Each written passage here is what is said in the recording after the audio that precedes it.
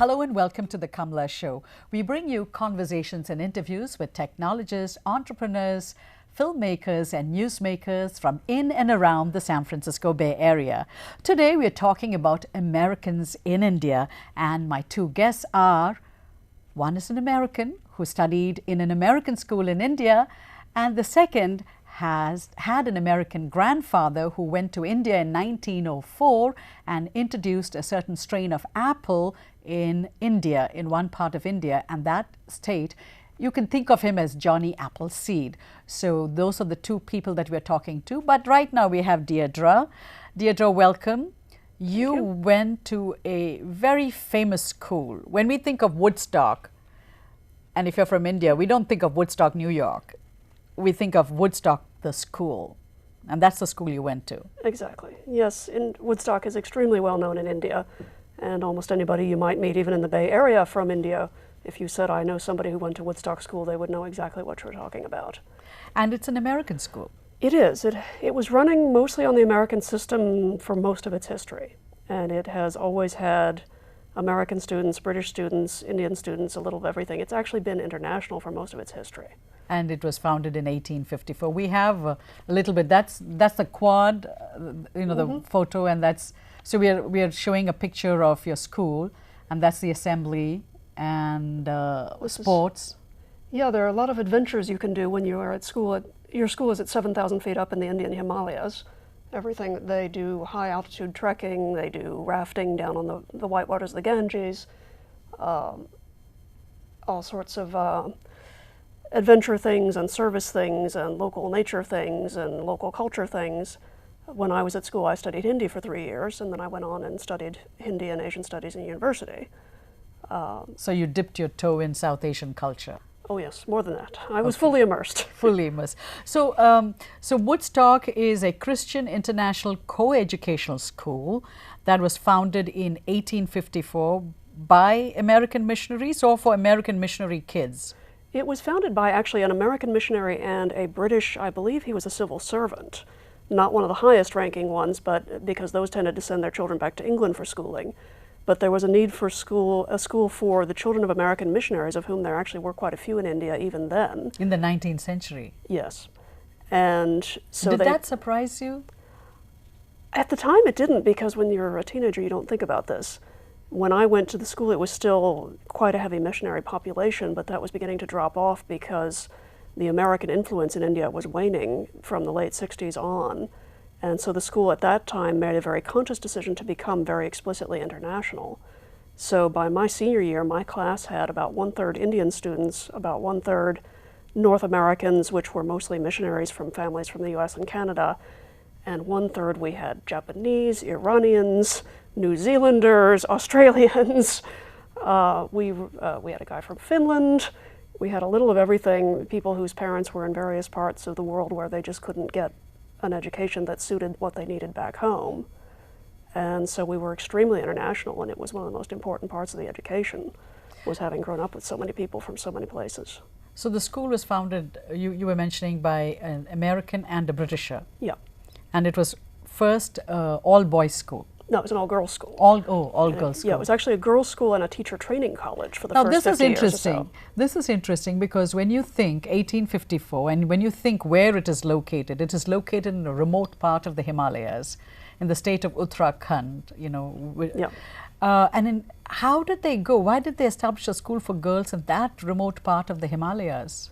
Well, actually, most of the Indian foothills, they had a lot of schools that the Indian plains were very unhealthy places for children.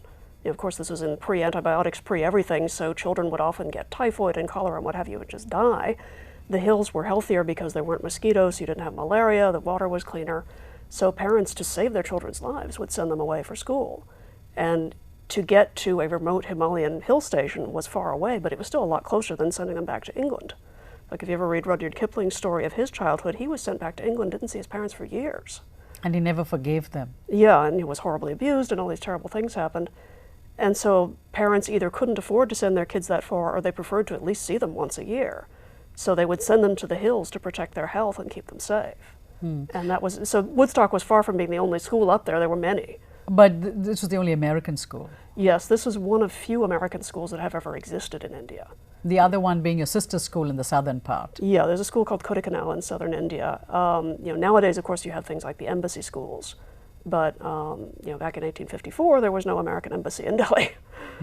We have another clip of your school from a movie called The Road Home, which shows a little bit about your school, right?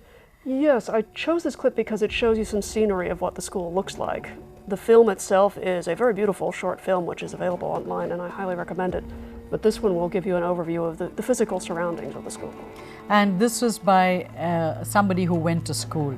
Yeah, this is an alum called Rahul Gandotra, and this particular story is kind of a slightly novelized version of his own childhood and the identity issues that he faced when he went to Woodstock as a young boy of Indian extraction who had been raised in England and thought of himself as English. This film actually made it, it was shortlisted for an Oscar for short film last year, and he is now in the process of perhaps getting funding to make a feature length. Of the same film? Yeah. Okay. So The Road Home is a novelized version of his life. Yes. So the other famous alum from your school is Chris Anderson. Yes, Chris Anderson went to the school in, I believe he graduated in '68 or thereabouts. I was surprised because I was doing research on the TED conference. And so Chris Anderson is the founder of TED. He's not the founder, but he bought the conference Yes. about 10 years ago. And in his biography on the website, it mentioned that his parents were medical missionaries in Pakistan, that he went to an American school in India. And it didn't say which one, and I'm reading this, I'm going, there's only one! An American school in the Himalayas, there is only the one. Woodstock, Yeah. not the one in New York. Yeah. And in fact, he's written a very nice blog post about how having had that experience shaped his life and what he does today. What is that experience like, studying at the school? It's unique. It is being fully immersed with people from many different countries and cultures and being in the context of India. But what is the American element there? The teaching style it's an American curriculum, more or less. You're prepared for the PSATs and the SATs, although you can also do the British and Indian exams. It's kind of an American style of teaching. It's hard to explain, even though the teachers are from all over the world, including India, as well as the U.S. So it calls itself an American school. It is accredited by the U.S. Middle States Association, so it is definitely American in that sense. But it's really these days an international school more than anything. And Landour is also famous for peanut butter. Well, that boarding school food is legendarily bad. No, but I believe Landour in Missouri is where the peanut butter originated. Not that I'm aware of. For the Indian subcontinent. It's possible, and we had good peanut butter in those days. So it was a local producer. So it's quite possible, isn't it? Because we didn't get peanut butter in other parts of India, if I remember. Probably not. Yeah, I guess. In fact, we used to have it in our pancakes in the mornings. Peanut butter and pancakes? Yes. That's a Woodstock tradition? Yes. And what were the other American traditions here? Did you get to watch movies? How did you celebrate? Oh, Christmas. You didn't have Christmas. Well, we weren't there at Christmas because everybody went home for the long winter vacation. And Thanksgiving? Thanksgiving, I don't remember people celebrating. And for one thing, there would have been a very large shortage of turkeys in those days. I don't think there was any turkey in India then. We were very multicultural even then. I mean, we were aware of American culture in the sense that people would go on home leave and would come back with tapes that they had taped off the radio in Boston, which is very funny being in India, listening to Boston advertisements. So we were kind of, with a 2 to 6 month lag, we were aware of what was going on in American culture. Like, we were very big on the Bee Gees, but we were also big on ABBA, who did not make it to the U.S. in those days. So you listened to the local radio stations? There weren't any. So how did you find out about ABBA? People would bring stuff. People would go home on vacations and they would bring things. But go home in that part of the world? Yeah. No, we were all coming from places like Bangladesh, Saudi Arabia, Iran, Lebanon, Nepal, Thailand. We had some kids who didn't actually get home on the short vacations because their parents were in they were missionaries in the mountains in Nepal, so far out that it took a 2-week hike to actually reach them. So these kids, in the winter, they would go to Kathmandu, take a bus to somewhere, and then start walking to see their parents. Very hard life. Yeah. Very, very difficult. Did you ever get to watch any Indian films, what we call today Bollywood? I personally did not, because in those days the only way to see films was to go to the cinema. And for an American girl in India in those days, that would quite often mean getting groped. So it's not very safe. Yeah, I mean, it wasn't unsafe, but it wasn't, you know, it was potentially unpleasant. And also in those days, I just wasn't interested. Now I enjoy them a lot. Oh, now you watch Bollywood. Yeah. What do you miss about Woodstock? I mean, you've sent your daughter also to Woodstock. Yes. So you're a big fan of your school. Yeah. It's partly the physical beauty of the surroundings is just unsurpassed. You know, you are 6,000, 7,000 feet up in the Himalayas. You have the valley below you. You can walk up to the top of the hill and see the snow, the eternal snows. You are in essentially a rainforest, untouched because no development is allowed in that area. You can go hiking out to remote villages and up to the high mountains and so forth. So there's just this stunningly beautiful natural environment, and you wake up to that every single day. It's just astonishing. But again, it's just the total immersion of living. In boarding school, you are actually living with people.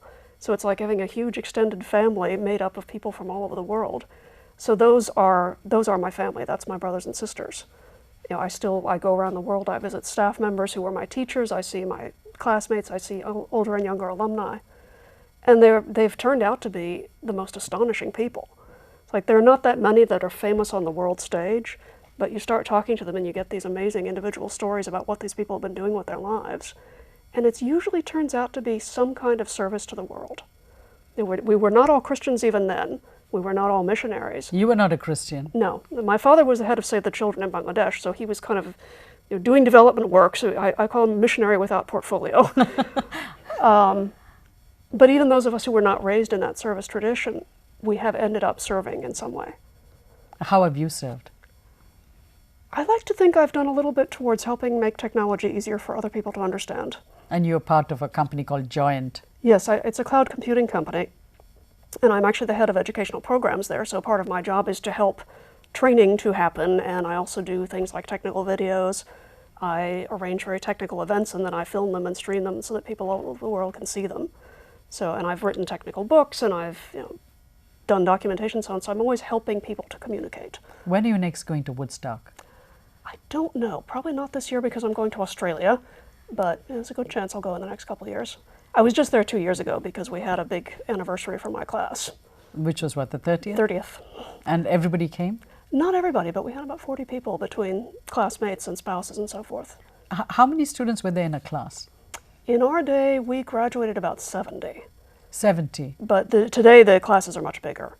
And part of the problem is the school in those days just didn't have that much capacity because you had to give people places to sleep. And the dorms have gotten bigger now. They've done some rebuilding, and so they have more room. There's about 500 students altogether in the school now. It's very rare for students to look back so fondly at their school, especially when it's in a different country, not in the country they grew up in or born in. Well, I mean, the thing to keep it is that by definition, everybody who went to Woodstock is what's called a third culture kid, where you're born in one culture, you're raised in one or more other cultures, and you become something else. So even the Indian students who came from, say, Bombay, and they were going home to Bombay every vacation, they're not entirely like their Indian peers. And eventually we all became aware. In fact, the term TCK was invented by somebody who studied Woodstock students. And she wrote a book along with a guy named David Pollock, which changed the life of many of us. Because we then discovered, oh, this is why I've been so weird all my life. Third culture kids, that's what you are, Deirdre. Thank you so much for stopping by and talking to us about what it was like to be an American in India. Thank you. And we're back with the second guest, Asha Sharma, whose grandfather went all the way from Philadelphia to India in 1904. Think of him as an Indian Johnny Appleseed. Thank you so much for coming to the show, Asha ji. Thank you, Kamla. I'm happy to be here. So this is the book that you've written, An American in Gandhi's India. And this is a book about your grandfather, Satyanand Stokes. But his American name was what? Samuel Evans Stokes. Samuel Evans Stokes. And he was a Quaker. He was a Quaker by heritage. Okay. His ancestors were all Quakers. But by belief also he was a Quaker. Okay. So in 1904, he makes this trip to India after listening to a doctor and his wife talk about India. Dr. Carlton, who was running a leper home in Subatu in the Shimla Hills. So Dr. Carlton was looking for volunteers. He needed volunteers at the hospital. and he came to Philadelphia just for that purpose. And young Stokes, he was just 21 then, he heard him, and he was so moved by Dr. Carleton's stories that he decided to go to India. He was already admitted to Cornell University. He left that and just decided to take off. And he comes from, he came from a good, wealthy family. A wealthy family. His father was a pioneer of elevators, and he owned his own company, elevator company. Which was? Stokes and Parish Elevator Company. And they were well-to-do people, and they never expected that he would just go off to India like this. So we have a picture of your grandfather. So that's a picture of Satyanand Stokes, Samuel Evans Stokes. Samuel Evans Stokes. But his Indian name is Satyanand Stokes. And that is a picture when he was in India and became part of the Indian freedom movement. Yes. And the other one that you have? This also is of that period when he became Satyanand Stokes. He joined the movement and he started wearing Khadi. Khadi is the spun cotton, the hand spun. Hand spun, which Mahatma Gandhi was propagating. Okay. He said all Indians must wear Khadi. And so your grandfather's got this hat, which is very typical of the state that he lived in, Himachal Pradesh, which is a state on the foothills of the Himalayas. Yes, northwest of India, yes, yeah. Foothills. And so that hat is very typical. It's very typical. So he became a Himachali. Yes, absolutely, Pahadi. At that time there was no Himachal. It was only because it was all Punjab. Pahadi means somebody from the mountains. From the hills, yes. Okay, yes. So he was an American Pahadi. Pahadi, and he was very proud of that. He always said, this is very special to be in the hills. So in 1904 when he came, what was the journey like? Do you have any idea? Did he come by ship? How did he come? He came by ship. In fact, it was an old ship, the Haverford, and we have I found some interesting letters describing his journey, the day he left, his mother's letters, and reminiscing about all those times. And the trip took him about 2 months by the time he reached Bombay, and from Bombay to up to Kalka by train, and then at that time, then I think up to Subhatu he had to walk from part of the way. Yeah, in the hills he walked in those days. Yes. And so he walked, and then he worked in the leper colony. And he worked in the leper home for about a year. And then what happened? So first I have to tell you this, because when he worked in the leper home, then he was doing surgical work and all kinds of work, and his mother was going crazy. This young You have boy. A picture of his mother. Yes, I have. Yeah, so that's his mother. His mother and this is with young Samuel, and this is an Indian boy he brought with him. Oh, okay. So this picture is taken in Philadelphia. Oh, this picture is taken in Philadelphia when he came back in 1906. Yes, 1906. And this is his father. Yes. And where did you get these pictures from? Some of them are from family, and others from cousins here. Yeah, so your American cousins. So they gave you the pictures. Yes. So his mother was very upset with what he was doing. She was very concerned, and India was so far away those days. It wasn't like it is today, and a letter would take you more than a month. So by the time you got a reply, it would be 2 months. So it was very hard on her. And he did all these things, working in the leper home, then working in a smallpox camp, working in the Kangra earthquake, falling sick, almost dying. So, it was a rough kind of a time. But then how did he get associated with this Apple thing? Oh, that came much later, because he wanted to identify with the people. That was he just came to India and he liked the people, and he liked the hill people very much. And he wanted to be part of that culture, part of that society. And then he decided to get married in the hills. And he married a Christian girl.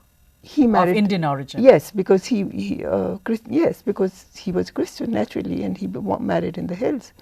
So he married my grandmother, and we have a picture of here. That's your grandmother. That's my grandmother, and this picture again was taken in Philadelphia. Oh, so your grandmother went to Philadelphia. Okay, and she wore these Indian clothes. Yes. Okay. My grandmother, and she wore these clothes, and this is in He got married in 1912, and 14 he came here. He brought his wife here, and his second son was born here. Oh, in okay. Philadelphia. Okay, and after that he never came back to America. After that, he never came back to America. He never. No. So after 1914, and he passed away in 46. In 46. Earlier, between 1904 and 1910, he did come 3-4 times, but that's it. After that, he came in 1914, and then after that, he never came. Did he give up his American citizenship? He gave it up finally because he wanted to enlist in the army, you know, and he had to give it up at that time.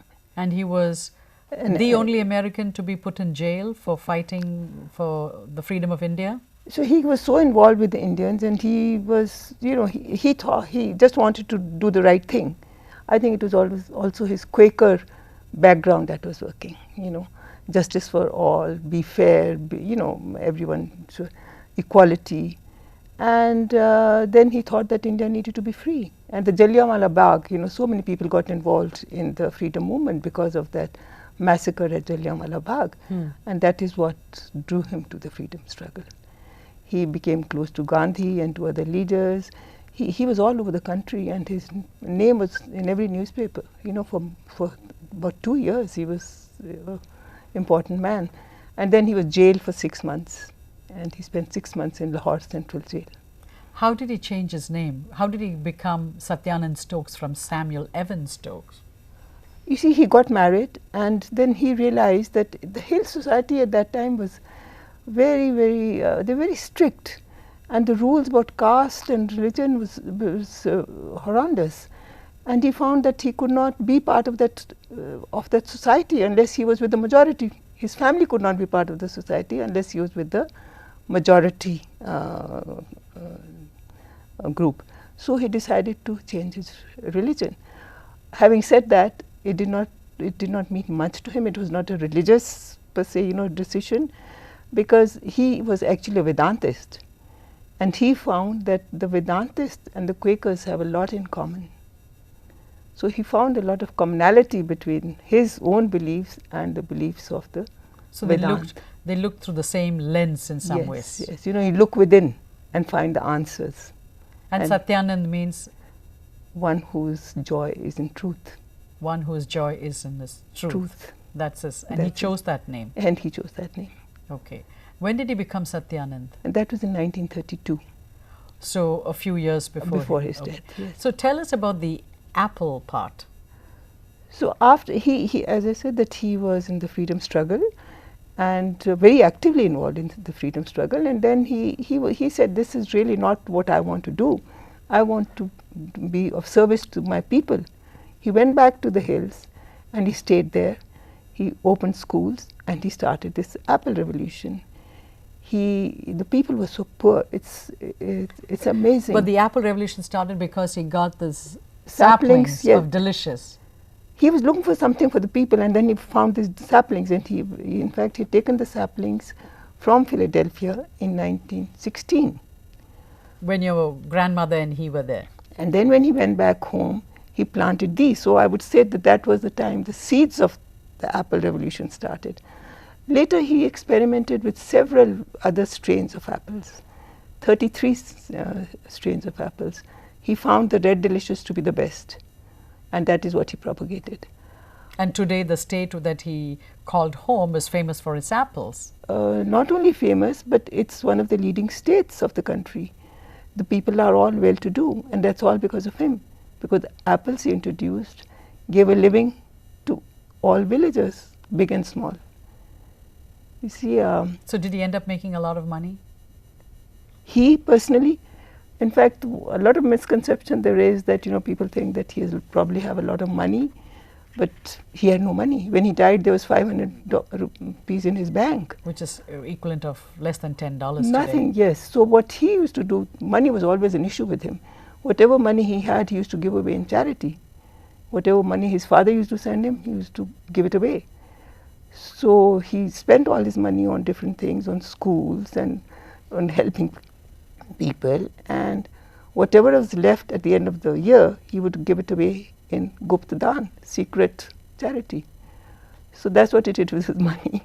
He just didn't believe in material possession. No, he didn't. And I think that's what makes him different from other people, you know, that he believed in the good of everyone. So, you know, so that is, I think, and that is why people remember him. Why did you write this book? I wrote this book because I realized, for one thing, it was a fascinating life. And secondly, my mother used to always say that nobody knows, people have forgotten him. And which is true. When I started, it took me a long time to write this book. I did so much research. And I realized that hardly anything was known about him. People only knew that he came, you know, in 1904, and he lived in a cave, and he took part in the freedom struggle, but that's it, very vague. And then I realized how much he'd done and all that it has meant for the people, because everything that he's done has meant, you know, he was against racism, against imperialism. He fought against impressed labor in the hills. So he really changed the face of the hills, and I think people do appreciate it. And I just had to write the book. I wrote the book, and I'm glad it was written. And of course, everyone was surprised with the story because nobody expected it to be like this. And then the American edition, as you see, has foreword by His Holiness the Dalai Lama. Dalai Lama, yeah. And who lives in that state? He lives in that state. Okay. He lives in that state. Was he surprised to know that your grandfather introduced the apple? Delicious? I think he already knew. But when sometimes people tell me, how did you get the Dalai Lama to write the foreword for you? I said, look, I never got him to write the foreword, you know. He wrote the foreword for Stokes because he, you know, he is really, he did a lot, I think, for people. What to me, I carried out a lot of interviews of the villagers, and one of the persons I interviewed, his name is Shamanand, and he told me that what is important is that he gave, if I say it in Hindi, हम गरीब और अमीर को एक जैसी रोटी खिलाई. He gave a livelihood to the rich and the poor. The difference in Himachal is that, you know, the land, as you would know, the land holdings are very small, maybe half an acre, quarter of an acre.